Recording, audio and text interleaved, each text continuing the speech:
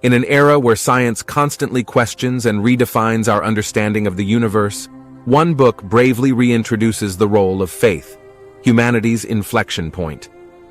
It asserts that we all exist in the presence of the living, omnipresent, omnipotent God from whom all knowledge flows.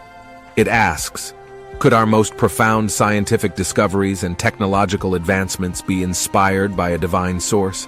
It dares to envision a future of universal religious unity, healing centuries-old animosities and creating a harmonious global community. And it urgently reminds us of our divine responsibility to combat climate change, to conserve our environment as caretakers of God's creation. Humanity's inflection point, a beacon of hope, a call to awaken, and the potential starting point for a new epoch of divine human enlightenment. Available now.